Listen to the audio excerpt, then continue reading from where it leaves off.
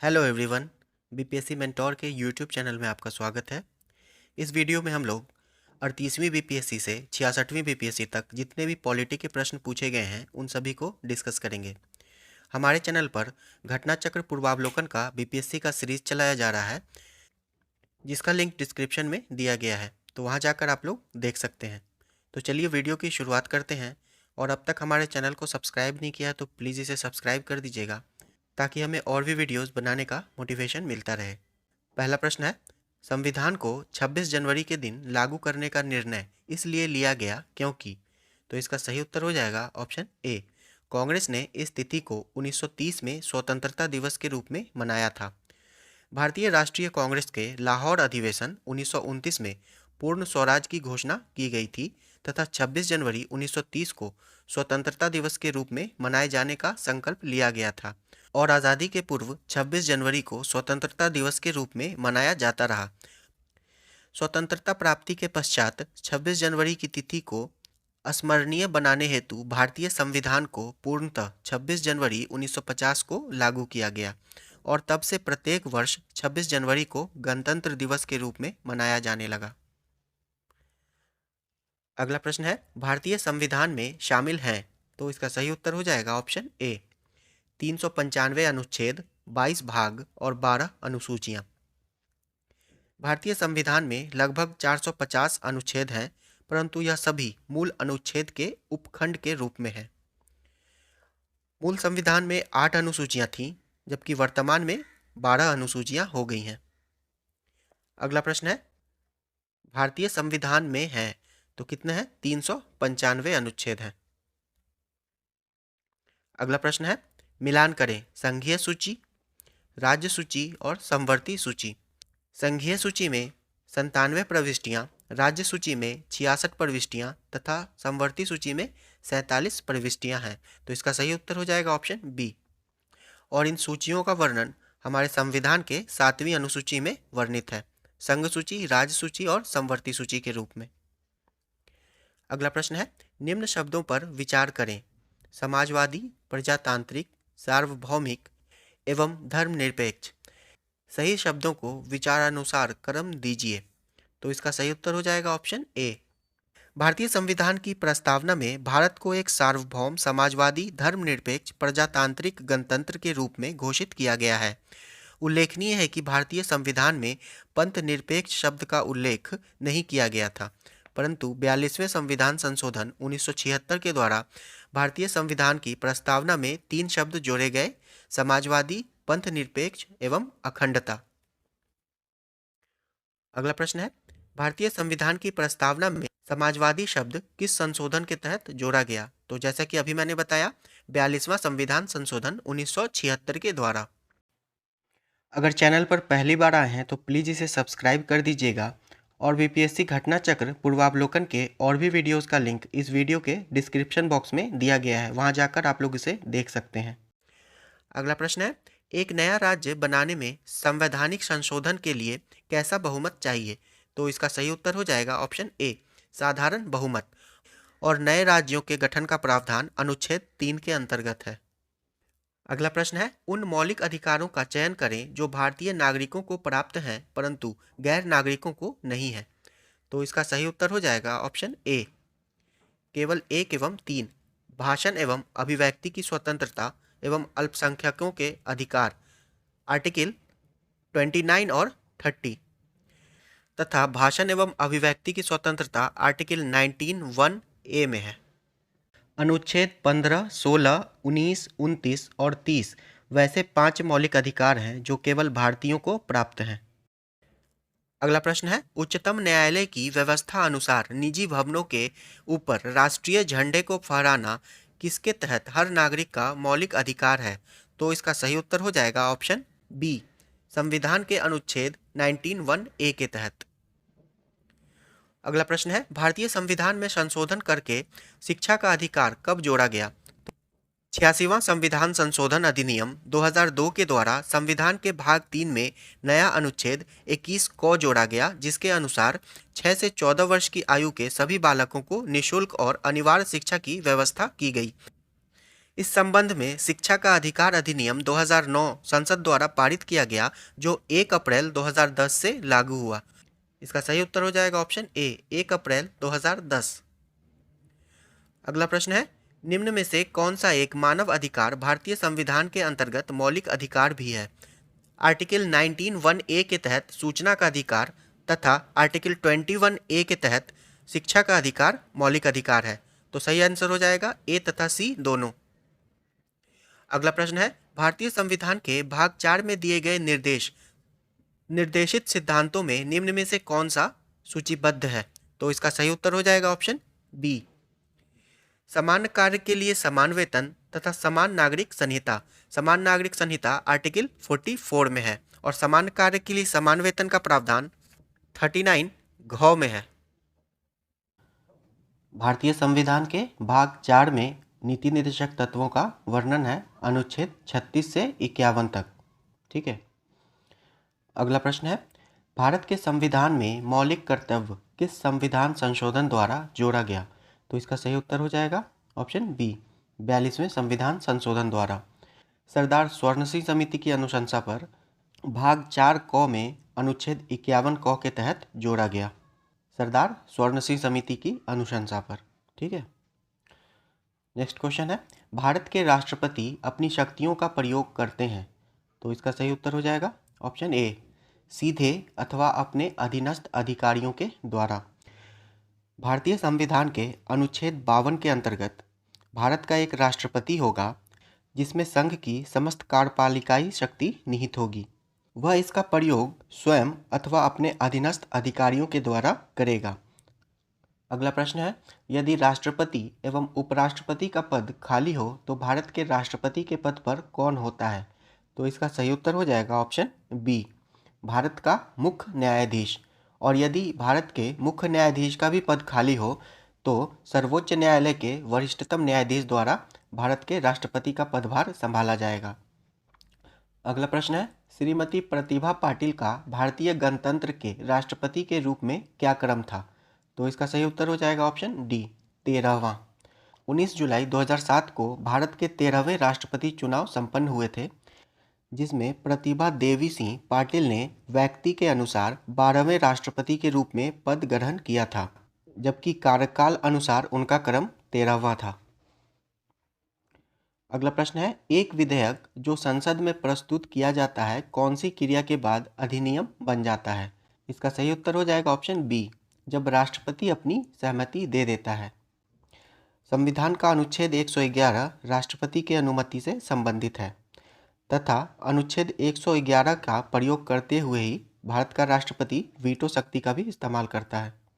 अनुच्छेद 111 में प्रावधान है कि कोई विधेयक जो धन विधेयक या संविधान संशोधन विधेयक नहीं है, दोनों सदनों से पारित होकर राष्ट्रपति के समक्ष प्रस्तुत किया जाता है तो राष्ट्रपति उस विधेयक पर अपनी अनुमति देगा, अपनी अनुमति रोक लेगा या यथाशीघ्र पुनर्विचार के लिए भेज सकेगा। अगला प्रश्न है, श्री मोहम्मद हामिद अंसारी का भारत के उपराष्ट्रपति के रूप में क्रमांक है? तो इसका सही उत्तर हो जाएगा ऑप्शन डी, 13वां। श्री मोहम्मद हामिद अंसारी का भारत के उपराष्ट्रपति के रूप में व्यक्ति अनुसार क्रमांक 12वां है, जबकि उपराष्ट्रपति के रूप में क्रमांक 13वां है। अगला प्रश्न है, राष्ट्रीय सुरक्षा समिति का प्रधान कौन होता है? तो इसका सही उत्तर हो जाएगा ऑप्शन बी, प्रधानमंत्री राष्ट्रीय सुरक्षा समिति का प्रधान होता है। अगला प्रश्न है, भारत सरकार का कौन सा अधिकारी सदस्य न होते हुए भी भारतीय संसद की कार्यवाही में भाग लेने का अधिकार रखता है? तो इसका सही उत्तर हो जाएगा option B, attorney general of India. Bharat के महान्यायवादी की नियुक्ति राष्ट्रपति के द्वारा की जाती है। महान्यायवादी संसद का सदस्य नहीं होता है, परंतु वह किसी भी सदन में, सदनों की किसी संयुक्त बैठक में और संसद की किसी समिति में बोल सकता है, भाग ले सकता है, किंतु अपना मत नहीं दे सकता है। भारत के महान्यायवादी का वर्णन संविधान के अनुच्छेद 76 में है। अगला प्रश्न है, एक गैर सदस्य के रूप में संसद के किसी एक सदन की कार्यवाही में भाग ले सकता है? तो सेम क्वेश्चन है, इसका सही जवाब हो जाएगा ऑप्शन सी, महान्यायवादी। अगला प्रश्न है, एक एमपी की सीट को रिक्त घोषित किया जा सकता है यदि वह सदन से लगातार कितनी अवधि के लिए अनुपस्थित रहता है? तो इसका सही उत्तर हो जाएगा 2 माह, ऑप्शन बी। भारतीय संविधान के अनुच्छेद 101(4) के तहत संसद तथा अनुच्छेद 190(4) के तहत राज्य विधानमंडल के किसी सदस्य की सदस्यता तब समाप्त समझी जाती है जब वह 60 दिनों की अवधि तक सदन की अनुमति के बिना उसके सभी अधिवेशनों से अनुपस्थित रहता है। अगला प्रश्न है, राज्यसभा में होते हैं। इसका सही उत्तर हो जाएगा ऑप्शन सी, 250 सदस्य, जिनमें से 12 सदस्य भारत के राष्ट्रपति द्वारा मनोनीत किए जाते हैं। और संविधान के अनुच्छेद 80 में राज्यसभा की संरचना का वर्णन किया गया है। अगला प्रश्न है, हमारे संविधान के अनुसार राज्यसभा का कार्यकाल। इसका सही उत्तर हो जाएगा ऑप्शन डी, समाप्त होने का विषय नहीं है। अनुच्छेद 83 के अनुसार राज्यसभा का विघटन नहीं होगा, अर्थात यह एक अस्थायी सदन है तथा 1/3 सदस्य प्रत्येक 2 वर्ष की समाप्ति पर निवृत्त हो जाते हैं। इस प्रकार राज्यसभा के सदस्यों का कार्यकाल 6 वर्ष का होता है। अगला प्रश्न है, किस सभा का अध्यक्ष उसका सदस्य नहीं होता है? इसका सही उत्तर हो जाएगा ऑप्शन ए, राज्यसभा। राज्यसभा का अध्यक्ष उसका सदस्य नहीं होता है और राज्यसभा का पदेन सभापति उपराष्ट्रपति होता है। अगला प्रश्न है, राज्यसभा का पदेन अध्यक्ष कौन होता है? तो इसका सही उत्तर हो जाएगा ऑप्शन बी, उपराष्ट्रपति। अनुच्छेद 64 के तहत उपराष्ट्रपति राज्यसभा का पदेन सभापति होता है। अगला प्रश्न है, निम्नलिखित कथनों में से कौन सा सही नहीं है? तो इसका सही उत्तर हो जाएगा ऑप्शन बी, धन विधेयक की शुरुआत राज्यसभा में होती है। धन विधेयक की शुरुआत केवल लोकसभा में हो सकती है, राज्यसभा में नहीं। धन संपत्ति के मामले में राज्यसभा शक्तिहीन है, ये सही है। लोकसभा द्वारा पारित किए जाने के बाद राज्यसभा को 14 दिनों के भीतर विधेयक को पारित करना होता है, ये भी सही है। राज्यसभा किसी धन विधेयक को पारित कर सकती है अथवा कतिपय सिफारिशों के साथ उसे लोकसभा को लौटा सकती है, ये भी कथन सही है। सीधे तौर पर राज्यसभा को धन विधेयक के मामले में कोई भी अधिकार नहीं है। अगला प्रश्न है, धन विधेयक पेश किया जा सकता है। इसका सही उत्तर हो जाएगा ऑप्शन ए, केवल लोकसभा में। धन विधेयक केवल लोकसभा में पेश किया जा सकता है राष्ट्रपति की पूर्वानुमति से। अगला प्रश्न है, लेखानुदान बना है। इसका सही उत्तर हो जाएगा ऑप्शन सी, बजट पारित लंबित होने के कारण निधि आवंटन हेतु। भारत में वित्तीय वर्ष 1 अप्रैल से 31 मार्च तक निर्धारित है। सरकार द्वारा 1 फरवरी को बजट प्रस्तुत किया जाता है। 31 मार्च की रात्रि को 12 बजे भारत की संचित निधि को शून्य घोषित कर दिया जाता है। ऐसी स्थिति में नए वित्तीय वर्ष में बजट पारित होने तक सरकार व्यय करने की स्थिति में नहीं रहती है। अतः बजट के साथ ही बजट की 1/6 राशि की मांग अग्रिम धनराशि के रूप में सरकार द्वारा की जाती है। इसे ही लेखा अनुदान की मांग कहते हैं। अगला प्रश्न है, लोक लेखा समिति अपनी रिपोर्ट प्रस्तुत करती है। तो इसका सही उत्तर हो जाएगा ऑप्शन बी, लोकसभा के स्पीकर को। और लोक लेखा समिति में 22 सदस्य होते हैं, जिनमें से 15 सदस्य लोकसभा से और 7 सदस्य राज्यसभा से होते हैं। और इसके अध्यक्ष की नियुक्ति लोकसभा अध्यक्ष के द्वारा की जाती है। और 1967 से यह परंपरा विकसित की गई है कि विपक्ष के सदस्य को ही लोक लेखा समिति का अध्यक्ष बनाया जाता है। अगला प्रश्न है, निम्नलिखित कथनों में से कौन सा एक सही नहीं है? सर्वोच्च न्यायालय का गठन 1950 में हुआ था, ये कथन सही है। सर्वोच्च न्यायालय देश की उच्चतम अदालत है जिसमें अपील की जाती है, तो यह भी कथन सही है। सर्वोच्च न्यायालय कोर्ट मार्शल को छोड़कर अन्य किसी भी उच्च न्यायालय अदालतों की सुनवाई कर सकता है, ये कथन गलत है। सर्वोच्च न्यायालय कोर्ट मार्शल के साथ अन्य किसी भी उच्च न्यायालय अदालतों की सुनवाई कर सकता है। तो इसका सही उत्तर हो जाएगा ऑप्शन सी, क्योंकि यहाँ पे कौन सा कथन सही नहीं है पूछा है। सशस्त्र सेना न्यायाधिकरण अधिनियम 2007 के प्रावधान के अनुसार कोर्ट मार्शल की अपील सर्वोच्च न्यायालय में की जा सकती है। अगला प्रश्न है, राज्य सरकार का कार्यकारी अध्यक्ष संवैधानिक प्रमुख कौन है? तो इसका सही जवाब हो जाएगा राज्यपाल, ऑप्शन बी। संविधान के अनुच्छेद 154 के अनुसार राज्य की कार्यपालिकाई शक्ति राज्यपाल में निहित होगी, जिसका प्रयोग वह संविधान के अनुसार स्वयं अथवा अपने अधीनस्थ अधिकारियों के द्वारा करेगा। अगला प्रश्न है, एक उच्च न्यायालय का न्यायाधीश अपना त्यागपत्र संबोधित करता है, तो इसका सही उत्तर हो जाएगा ऑप्शन ए, राष्ट्रपति को। उच्च न्यायालय का न्यायाधीश अपने पद की शपथ लेने के बाद 62 वर्ष की आयु तक अपने पद पर कार्य करता है। इससे पहले वह राष्ट्रपति को संबोधित करते हुए अपना त्यागपत्र सौंप सकता है। अगला प्रश्न है, भारत में चलित न्यायालय यानी कि मोबाइल कोर्ट इसका मानस पुत्र है। तो इसका सही उत्तर हो जाएगा option C, doctor APJ Abdul Kalam. इस प्रकार के न्यायालयों की परिकल्पना सर्वप्रथम भूतपूर्व राष्ट्रपति डॉक्टर एपीजे अब्दुल कलाम ने की थी। इसका उद्देश्य सुदूर एवं पिछड़े इलाकों तक न्यायिक व्यवस्था का लाभ पहुंचाना है। अगला प्रश्न है, किस अनुच्छेद के अनुसार भारत के राष्ट्रपति द्वारा राष्ट्रीय आपातकाल की घोषणा की जा सकती है? तो इसका सही उत्तर हो जाएगा ऑप्शन ए, अनुच्छेद 352। अनुच्छेद 352 में आपातकाल के 3 आधार दिए गए हैं, युद्ध, बाह्य आक्रमण और सशस्त्र विद्रोह। 44वें संविधान संशोधन 1978 के द्वारा सशस्त्र विद्रोह को आंतरिक अशांति के स्थान पर प्रतिस्थापित किया गया है। अगला प्रश्न है, आम चुनावों में मतदान की आयु 21 वर्ष से घटाकर 18 वर्ष कर दी गई। तो इसका सही उत्तर हो जाएगा ऑप्शन सी, 61वां संविधान संशोधन 1989 के द्वारा। अगला प्रश्न है, भारतीय संविधान की 8वीं अनुसूची में मान्य सरकारी भाषाओं की संख्या है। तो इसका सही उत्तर हो जाएगा 22। मूल संविधान की 8वीं अनुसूची में 14 भाषाएं थीं। 92वें संविधान संशोधन 2003 के द्वारा संविधान की 8वीं अनुसूची में 4 भाषाओं को जोड़ा गया, बोडो, डोगरी, मैथिली और संथाली। वर्तमान में संविधान की 8वीं अनुसूची में 22 भाषाएं हैं। अगला प्रश्न है, सीडीपी एवं एनईएस के पुनर्गठन के लिए 1957 में एनडीसी द्वारा स्थापित समिति का नाम बताएं, जिसने ग्रामीण स्थानीय सरकार की त्रिस्तरीय प्रणाली का सुझाव दिया था। तो इसका सही उत्तर हो जाएगा ऑप्शन ए, बलवंत राय मेहता समिति। वर्ष 1952 में प्रारंभ सामुदायिक विकास कार्यक्रम और वर्ष 1953 में प्रारंभ राष्ट्रीय विस्तार योजना के पुनर्गठन के लिए राष्ट्रीय विकास परिषद द्वारा बलवंत राय मेहता समिति का गठन वर्ष 1957 में किया गया था। इस समिति ने ग्रामीण क्षेत्रों में त्रिस्तरीय पंचायत प्रणाली की अनुशंसा की थी। अगला प्रश्न है, निम्नलिखित विशेषताओं में से केंद्रीय शासन व्यवस्था के लिए कौन सा सही नहीं है? तो इसका सही उत्तर हो जाएगा ऑप्शन सी, बड़े देशों के लिए आदर्श।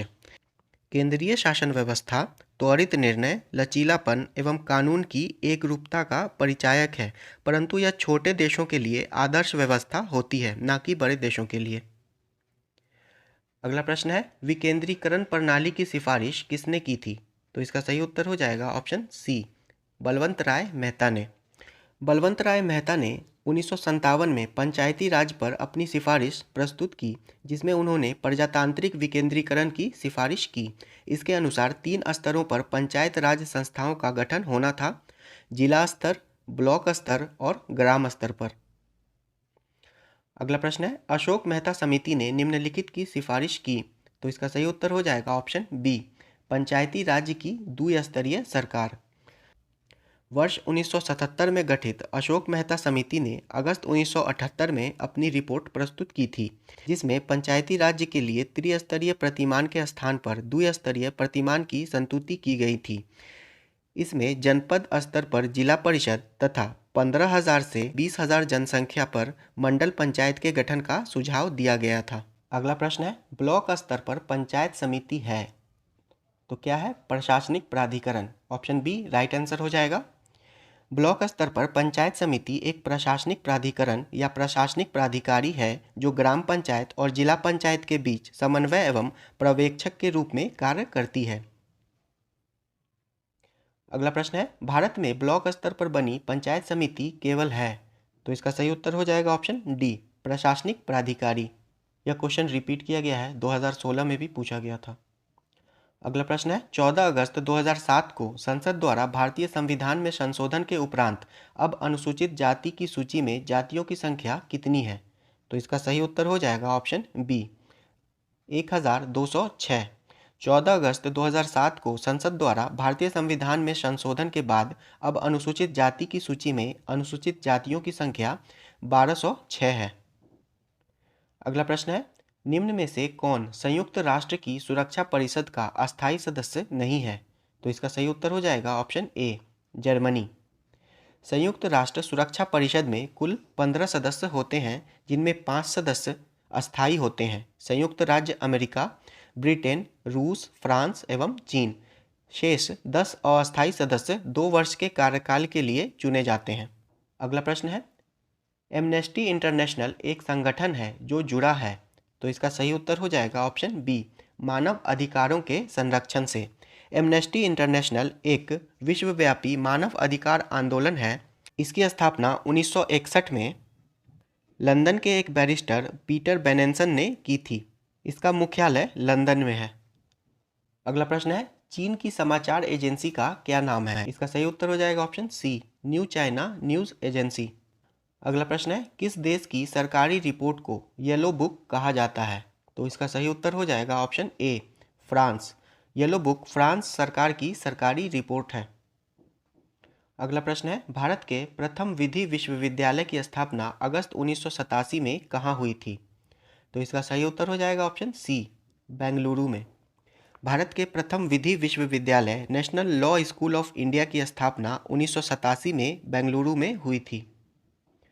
अगला प्रश्न है, सीमा सुरक्षा बल की स्थापना कब हुई? तो इसका सही उत्तर हो जाएगा ऑप्शन ए, 1965 में।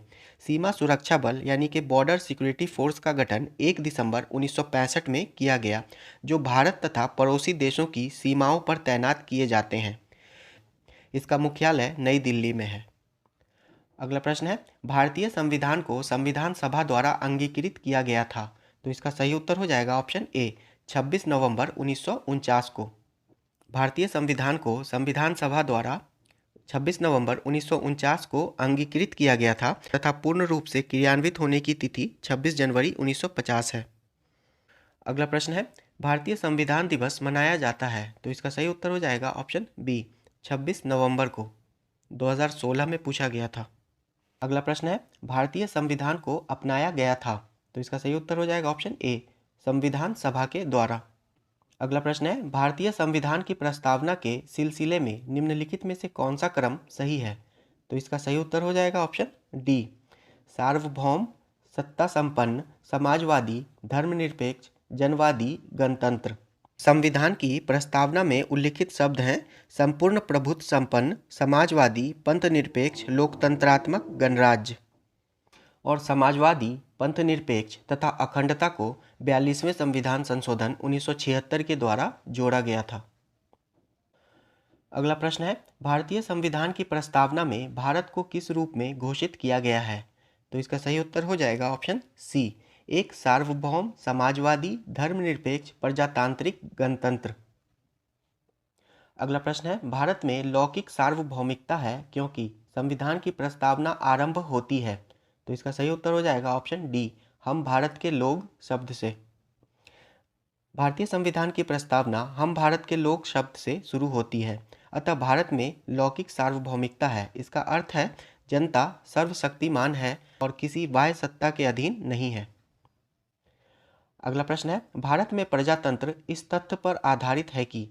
तो इसका सही उत्तर हो जाएगा ऑप्शन सी, जनता को सरकार को चुनने तथा बदलने का अधिकार प्राप्त है।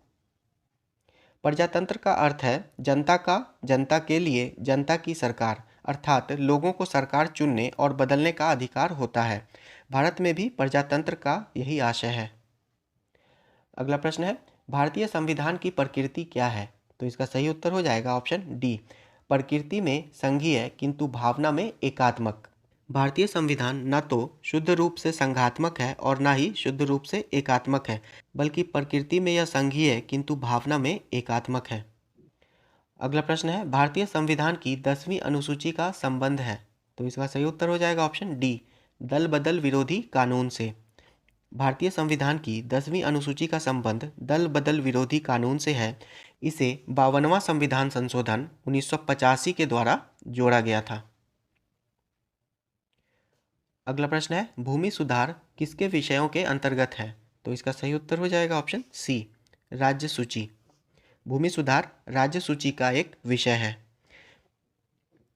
अगला प्रश्न है, भारतीय नागरिकता नहीं प्राप्त की जा सकती है।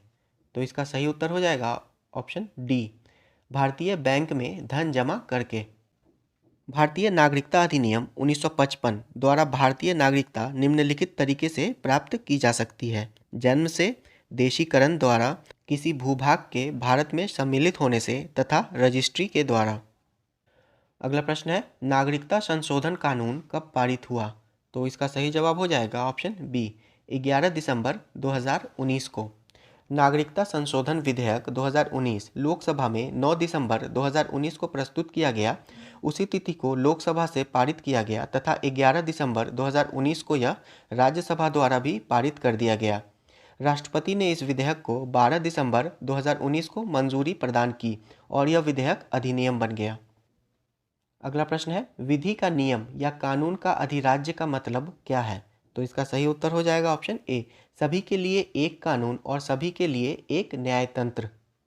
विधि का नियम या कानून का अधिराज्य का तात्पर्य है सभी के लिए एक कानून और सभी के लिए एक न्यायतंत्र। विधि का नियम का अर्थ यह है कि देश के कानून के समक्ष सभी नागरिक समान हैं तथा कोई भी व्यक्ति कानून से ऊपर नहीं है। साथ ही कानून किसी व्यक्ति के साथ धर्म, जाति या लिंग के आधार पर भेदभाव नहीं कर सकता। भारतीय संविधान में मौलिक अधिकारों के तहत अनुच्छेद 14 में विधि के समक्ष समानता एवं विधियों के समान संरक्षण का अधिकार प्रदान किया गया है। अगला प्रश्न है, निम्नलिखित में से किसको संविधान द्वारा मौलिक अधिकारों को लागू करने की शक्ति दी गई है? इसका सही उत्तर हो जाएगा ऑप्शन डी, सर्वोच्च न्यायालय एवं उच्च न्यायालय को। मूल अधिकारों को प्रवर्तित करने की शक्ति उच्चतम न्यायालय को अनुच्छेद 32 तथा उच्च न्यायालय को अनुच्छेद 226 के तहत प्राप्त है। न्यायालय अपनी इस शक्ति का प्रयोग 5 प्रकार की रिट जारी करके करता है: परमादेश, बंदी प्रत्यक्षीकरण, अधिकार परीक्षा, उत्प्रेषण तथा प्रतिषेध। अगला प्रश्न है, भारतीय संविधान के किस अनुच्छेद के अंतर्गत नागरिकों को मौलिक अधिकार प्रदान किए गए हैं?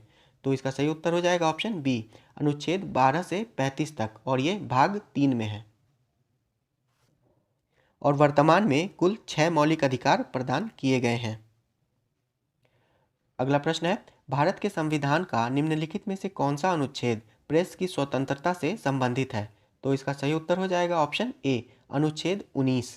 भारत में प्रेस की स्वतंत्रता को संविधान में स्थान नहीं दिया गया था, परंतु न्यायालय के अलग अलग निर्णयों में प्रेस की स्वतंत्रता को सुनिश्चित किया और उसके विस्तार को निर्धारित किया। जैसे रोमेश थापर बनाम मद्रास राज्य, साकल पेपर्स बनाम भारत संघ, प्रभुदत्त चावला बनाम भारत संघ 1980 तथा Indian express newspaper versus union of India. Romesh Thapar बनाम मद्रास राज्य वाद में सर्वोच्च न्यायालय ने प्रेस की स्वतंत्रता को अनुच्छेद 19(1) क में शामिल बताया और निर्धारित किया कि प्रेस पर पूर्व प्रतिबंध नहीं लगाया जा सकता है। अगला प्रश्न है, निम्नलिखित में से कौन सा मूलभूत अधिकार नहीं है? तो इसका सही उत्तर हो जाएगा ऑप्शन बी, संपत्ति का अधिकार। संपत्ति का अधिकार अनुच्छेद 31 में वर्णित था, जिसे 44वें संविधान संशोधन द्वारा 300 क में स्थानांतरित कर दिया गया और वर्तमान में संपत्ति का अधिकार मूल अधिकार नहीं है। अगला प्रश्न है, निम्नलिखित संवैधानिक उपचारों में से किसे पोस्टमार्टम भी कहा जाता है? तो इसका सही उत्तर हो जाएगा ऑप्शन ई, उपरोक्त में से एक से अधिक। अधिकार परीक्षा तथा उत्प्रेषण। उत्प्रेषण में यदि कोई संस्था अपने अधिकार क्षेत्र के बाहर जाकर किसी मामले में निर्णय दे देती है तो सर्वोच्च न्यायालय ऐसे मामले को अपने पास मंगाता है और उसे शून्य घोषित करता है और इस मामले की पुनः सुनवाई करता है। अधिकार परीक्षा में सर्वोच्च न्यायालय प्राधिकारी को नियुक्ति के पक्ष में दस्तावेज प्रस्तुत करने का आदेश देता है और यदि व्यक्ति असफल होता है तो उसे पद छोड़ने का आदेश दिया जाता है। अगला प्रश्न है, एक कल्याणकारी राज्य का आदर्श वर्णित है? तो इसका सही उत्तर हो जाएगा ऑप्शन ए, राज्य के नीति निर्देशक तत्व में। संविधान के भाग 4 में अनुच्छेद 36 से 51 तक नीति निर्देशक सिद्धांतों का वर्णन है। एक कल्याणकारी राज्य के आदर्श राज्य के नीति निर्देशक तत्वों में वर्णित हैं। अगला प्रश्न है, भारत में निम्नलिखित में से किसके अंतर्गत पंचायती राज्य प्रणाली की व्यवस्था की गई है? तो इसका सही उत्तर हो जाएगा ऑप्शन सी, राज्य के नीति निर्देशक सिद्धांत। संविधान का अनुच्छेद 40 राज्यों के लिए ग्राम पंचायतों के गठन का प्रावधान करता है। अगला प्रश्न है, राज्य के नीति निर्देशक सिद्धांत किस प्रकार मौलिक अधिकारों से भिन्न हैं? तो इसका सही उत्तर हो जाएगा ऑप्शन सी। नीति निर्देशक सिद्धांत परिवर्तनीय नहीं है, जबकि मौलिक अधिकार परिवर्तनीय हैं। नीति निर्देशक सिद्धांत कल्याणकारी राज्य की स्थापना के लिए दिए गए निर्देश हैं, जबकि मौलिक अधिकार व्यक्तियों को राज्य के प्रति दिए गए सुरक्षा की गारंटी हैं। अगला प्रश्न है, मौलिक कर्तव्यों को निर्धारित किया गया। तो इसका सही उत्तर हो जाएगा ऑप्शन सी, 42वें संविधान संशोधन के द्वारा।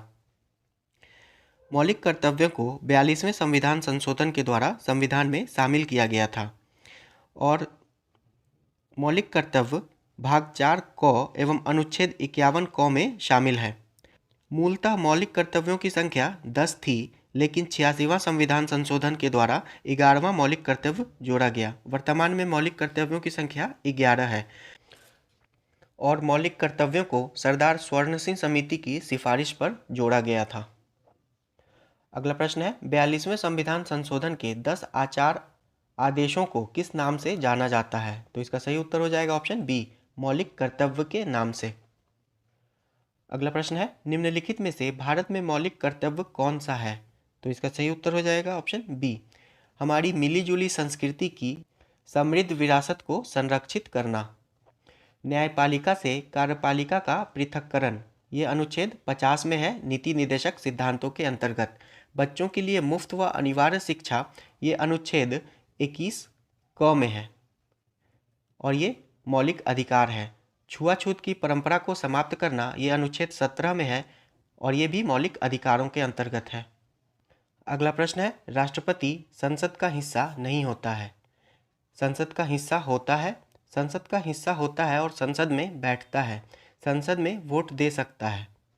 तो इसका सही उत्तर हो जाएगा ऑप्शन बी, संसद का हिस्सा होता है और भारत का राष्ट्रपति लोकसभा और राज्यसभा के साथ मिलकर संसद का निर्माण करता है, अतः राष्ट्रपति संसद का हिस्सा होता है। अगला प्रश्न है, भारत में राष्ट्रपति का चुनाव किया जाता है। अनुच्छेद 55 के अनुसार राष्ट्रपति का निर्वाचन आनुपातिक प्रतिनिधित्व पद्धति के अनुसार एकल संक्रमणीय हस्तांतरण मत प्रणाली द्वारा किया जाता है, अतः विकल्प बी और सी दोनों सही हैं। अगला प्रश्न है, अगर भारत के राष्ट्रपति के चुनाव में कोई विवाद है तो उस विवाद को सौंपा जा सकता है। तो इसका सही उत्तर हो जाएगा ऑप्शन सी, भारत के सर्वोच्च न्यायालय को। अगर भारत के राष्ट्रपति के चुनाव में कोई विवाद है तो उस विवाद को अनुच्छेद 71 के अनुसार भारत के सर्वोच्च न्यायालय को सौंपा जाएगा और सर्वोच्च न्यायालय द्वारा दिया गया निर्णय अंतिम होगा। अगला प्रश्न है, भारत के राष्ट्रपति को उसके पद से हटाया जा सकता है। तो इसका सही उत्तर हो जाएगा ऑप्शन डी, संसद के द्वारा महाभियोग की प्रक्रिया से, अनुच्छेद 61 के तहत। अगला प्रश्न है, भारत का कार्यपालिका अध्यक्ष यानी कि एग्जीक्यूटिव हेड कौन है? तो इसका सही उत्तर हो जाएगा ऑप्शन ए, राष्ट्रपति। अनुच्छेद 53 के अनुसार संघ की कार्यपालिका शक्ति राष्ट्रपति में निहित होगी। अगला प्रश्न है, केंद्र सरकार में उच्चतम नागरिक सेवा अधिकारी कौन है? तो इसका सही उत्तर हो जाएगा ऑप्शन बी, मंत्रिमंडल सचिव। केंद्र सरकार में उच्चतम नागरिक सेवा अधिकारी मंत्रिमंडल सचिव होता है। वे सिविल सर्विसेज बोर्ड के पदेन अध्यक्ष होते हैं। ये भारतीय प्रशासनिक सेवा तथा भारत सरकार के नागरिक सेवा के प्रमुख होते हैं। अगला प्रश्न है, भारतीय संविधान में केंद्रीय सरकार की अधिशासी शक्तियों को किसमें निहित किया गया है? तो इसका सही उत्तर हो जाएगा ऑप्शन ए, भारत के राष्ट्रपति में। अनुच्छेद 53 के अनुसार केंद्र सरकार की अधिशासी शक्तियां राष्ट्रपति में निहित हैं। अगला प्रश्न है, राष्ट्रपति राष्ट्रीय आपातकाल की घोषणा कर सकता है। तो इसका सही उत्तर हो जाएगा ऑप्शन डी, ऊपर वर्णित सभी कारणों के आधार पर, हथियारबंद विद्रोह के आधार पर, बाह्य आक्रमण के आधार पर तथा युद्ध के आधार पर। संविधान के अनुच्छेद 352 के अनुसार राष्ट्रपति राष्ट्रीय आपातकाल की उद्घोषणा करता है। वे सशस्त्र विद्रोह, बाह्य आक्रमण और युद्ध के आधार पर आपातकाल की घोषणा करता है। अगला प्रश्न है, प्रायः किसकी सलाह पर राज्य में राष्ट्रपति शासन लागू किया जाता है? तो इसका सही उत्तर हो जाएगा ऑप्शन सी, गवर्नर। संविधान का अनुच्छेद 356 के अनुसार राज्य में राष्ट्रपति शासन राज्यपाल की रिपोर्ट मिलने पर लागू किया जाता है। अगला प्रश्न है, भारतीय संविधान भारत के राष्ट्रपति को अधिकार नहीं देता है, तो इसका सही उत्तर हो जाएगा ऑप्शन बी, राज्यों के मुख्यमंत्री की नियुक्ति का। संविधान के अनुच्छेद 164 के अनुसार राज्यों में मुख्यमंत्री की नियुक्ति राज्यपाल के द्वारा की जाती है। अगला प्रश्न है, भारत के राष्ट्रपति को यह अधिकार नहीं प्राप्त है कि वह, इसका सही उत्तर हो जाएगा ऑप्शन बी, सर्वोच्च न्यायालय के न्यायाधीश को हटाए। सर्वोच्च न्यायालय के न्यायाधीश को संसद द्वारा हटाया जा सकता है। अगला प्रश्न है, स्वतंत्र भारत के प्रथम राष्ट्रपति थे, तो इसका सही उत्तर हो जाएगा ऑप्शन सी, बिहार से। स्वतंत्र भारत के प्रथम राष्ट्रपति डॉक्टर राजेंद्र प्रसाद बिहार से थे। वह संविधान सभा के अध्यक्ष भी थे। अगला प्रश्न है, कौन सा कथन असत्य है? राष्ट्रपति पद के लिए प्रत्याशी की आयु कम से कम 35 वर्ष होनी चाहिए, ये सही है। उपराष्ट्रपति राज्यसभा का सभापति बनता है, तो ये भी कथन सही है। उपराष्ट्रपति का चुनाव भारत का राष्ट्रपति करता है तथा भारत के प्रथम राष्ट्रपति डॉक्टर राजेंद्र प्रसाद थे, तो ये भी कथन सही है। तो इसका सही उत्तर हो जाएगा ऑप्शन सी, उपराष्ट्रपति का चुनाव भारत का राष्ट्रपति करता है, यह कथन गलत है। अगला प्रश्न है, राज्यसभा का सभापति कौन है? तो इसका सही उत्तर हो जाएगा ऑप्शन बी, उपराष्ट्रपति।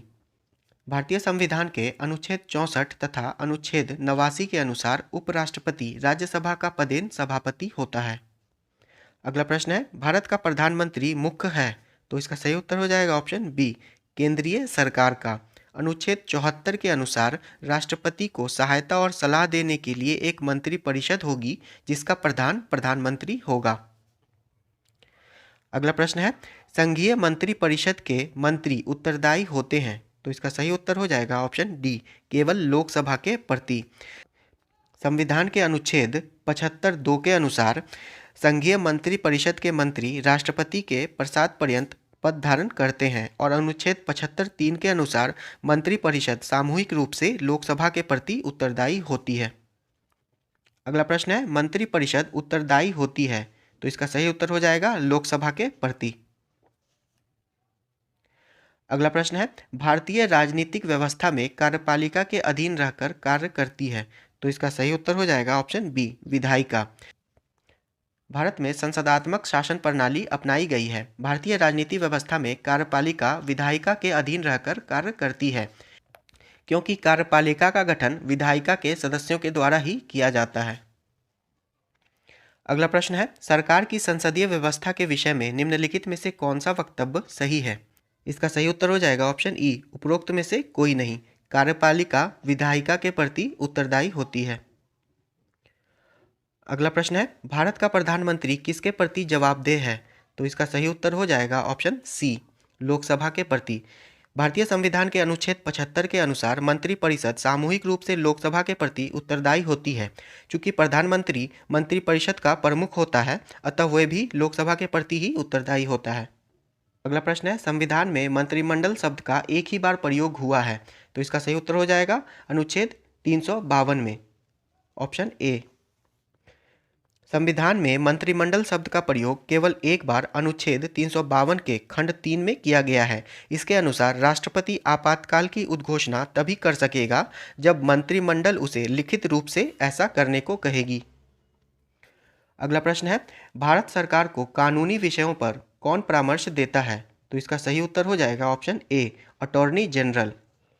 संविधान के अनुच्छेद 76 के अनुसार भारत सरकार को कानूनी मामले में परामर्श देने के लिए राष्ट्रपति अटॉर्नी जनरल यानी कि महान्यायवादी की नियुक्ति करता है, और अटॉर्नी जनरल यानी कि महान्यायवादी को प्रथम विधि अधिकारी कहते हैं, जो कि राष्ट्रपति के प्रसाद पर्यंत अपना पद धारण करता है। अगला प्रश्न है, भारत का महान्यायवादी किसके द्वारा नियुक्त किया जाता है? अभी मैंने बताया भारत का महान्यायवादी भारत के राष्ट्रपति के प्रसाद पर्यंत पद धारण करता है।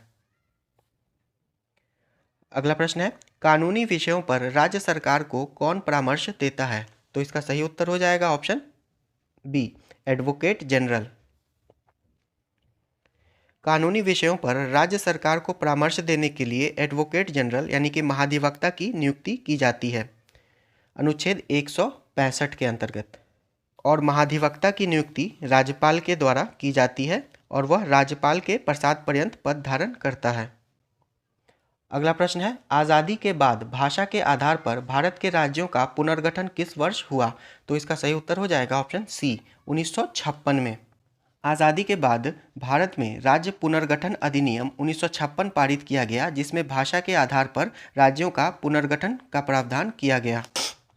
और भाषा के आधार पर पहला राज्य कौन बना था, आप लोग कमेंट बॉक्स में बताइए। ये वीडियो यहीं समाप्त होता है। पॉलिटी में कुल 195 प्रश्न हैं, जिसमें से 100 प्रश्नों को अभी डिस्कस किया गया है तथा पार्ट 2 में बाकी के 95 प्रश्नों को डिस्कस किया जाएगा। अगर वीडियो पसंद आ रहा है तो प्लीज़ इसे लाइक कर दें, और अब तक हमारे चैनल को सब्सक्राइब नहीं किया है तो इसे सब्सक्राइब भी कर दें और अपने दोस्तों के साथ इसे शेयर भी कर दीजिएगा। धन्यवाद।